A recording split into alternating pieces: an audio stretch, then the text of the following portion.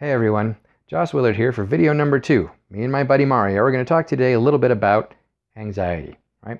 We want to learn how to control anxiety and how to overcome anxiety in our lives. And the first way to do that, one of the most important strategies in overcoming anxiety, is to understand your anxiety. Everybody's anxiety is a little bit different. Sometimes it's just feelings of anxiousness. Sometimes it's a clinical anxiety. Sometimes it's an anxiety disorder. The thing is, I can't diagnose that over a series of videos. I'm not a registered psychologist or psychiatrist, so I couldn't legally diagnose you anyway. So I'm not going to try and diagnose you here. I'm not going to try and give you a prescription here. But what we are going to do is we're going to delve a little bit into what anxiety is, how to understand it a little bit.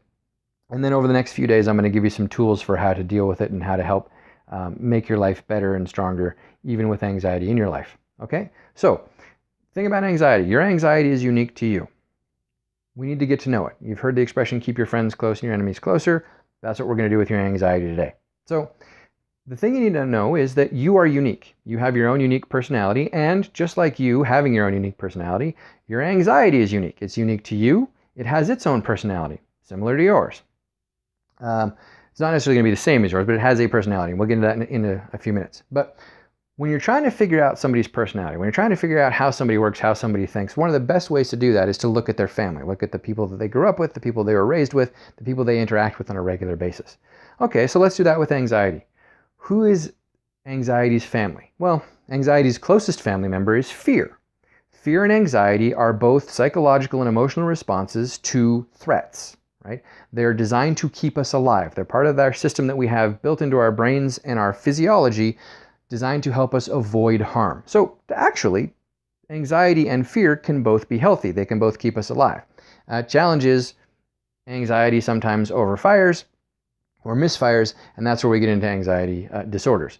So what do fear and anxiety look like? Well, they're going to be different for almost everyone, right? But fear, for most people, tends to be more primal, more direct. It's usually a response to a specific threat or perceived threat. Usually it's what kicks in our fight or flight reflex. It's very direct, very gripping.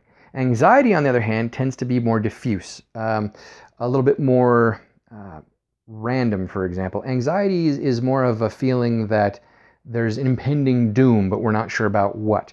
There's just this feeling of dread, this feeling that I don't know what the outcome is going to be based on the choices that I'm making or the situation that I'm in. Those tend to be what anxiety looks like.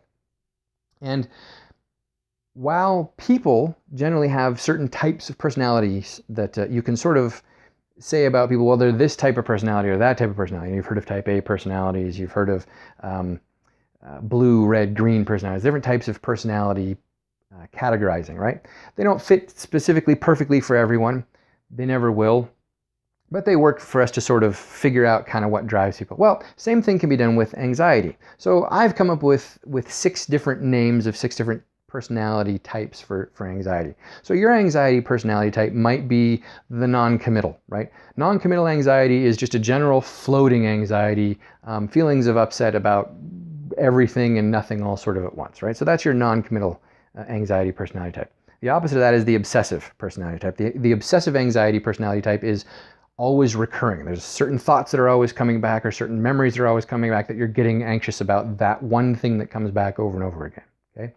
Another personality type for anxiety is the ambush artist. The ambush artist is very aggressive. The ambush artist is usually triggered by something. And when the ambush artist shows up, it's usually not gentle. It's usually not a gradual build. It's bam, you're in the middle of an anxiety attack. Something triggered you, off you go. That's the ambush artist. Related to the ambush artist, but a little different, is the random. Right? Everyone has a random in their life, and if the random in your life is your anxiety, that means you just randomly start panicking about different things.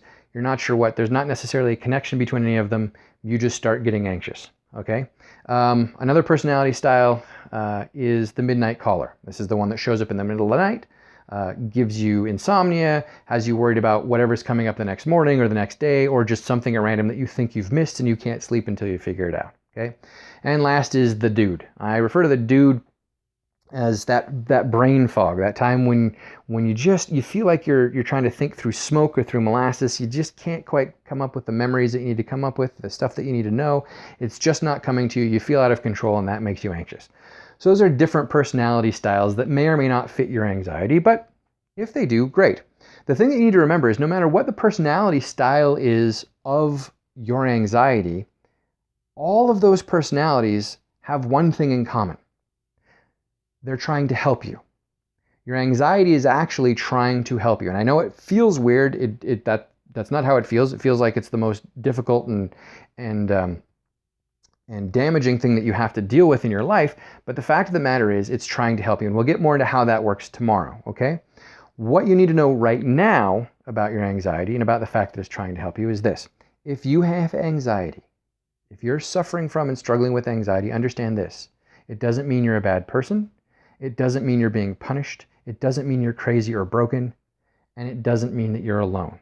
We're here. We're going to help you through this, all right? So great. Tomorrow, we're going to talk about ways to survive anxiety attacks in highly anxious situations. So be here tomorrow and bring a friend. Like and share this video with somebody who's important to you that could benefit from being part of this conversation. Someone who's going to enjoy and hopefully be able to put these tools to work in their lives. I will see you tomorrow, and until then, be your best self, live your best life, and understand you're worth it, and we're together. Thanks. Have a great day.